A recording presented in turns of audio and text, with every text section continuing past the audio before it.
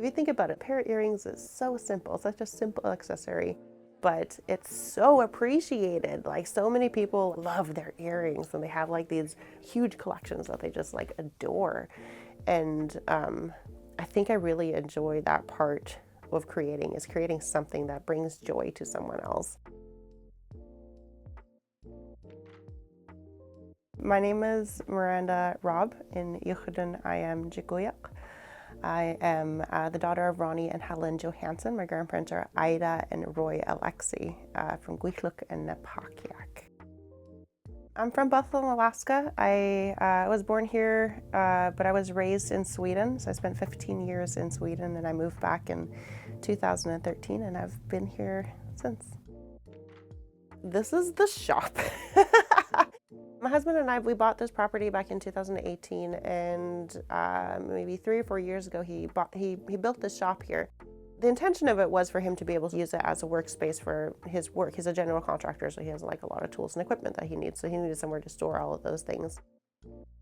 When I started getting into ivory more and more, we set up this bench here behind me for my workshopping and stuff. This was back in 2021 or 22. I started with ivory carving, and so it's something that I had been curious about. I've done a little bit of wood carving in the past, but ivory was like a completely new material. It's different than working with wood, but still similar enough that I was able to like start doing my own thing with it. I draw the picture out on it first, and then I use a Dremel for scrimshawing or carving in the patterns on it. So I'll carve that out, and then I use India ink for filling it in to get the design to really pop. These ones are inspired by traditional tattoos and markings. I like the straight lines and like the geometric designs a lot too. So these ones are all inspired by traditional tattoos.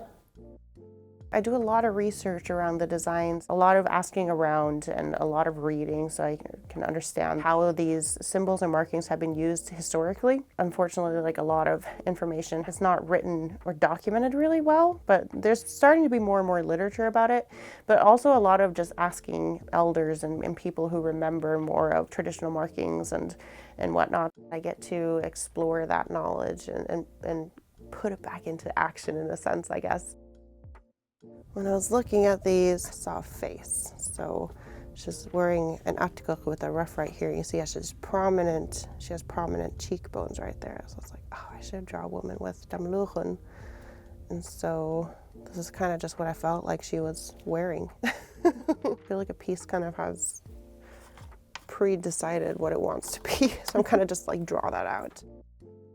Most of my more Yupik or Alaska Indigenous inspired pieces, it's not just Yupik, like some of them are based off of like Inuit or, you know, other Alaska Indigenous cultures or even Canadian cultures, the markings that you would find. And my Sámi ones are mainly inspired by the drums, the spiritual drums that we have. So you got the wolf and the sun. This is a kota, so that's a home, I guess you could say, person.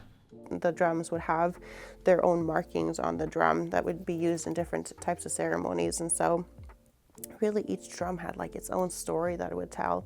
And so I kind of like applying that to my earrings, like each pair of earrings has its own story that it could tell. That's kind of a little bit open for interpretation, so whoever is like, you know, like the beauty in the eye of the beholder, they can like look at the earrings and find a story that, you know, resonates with them. I've found a lot of people who have come across my earrings, they get so excited because to them it's like something it's familiar, it's a part of who they are, and they get excited that they can like own a piece of that and something that's like visual that they can touch, you know.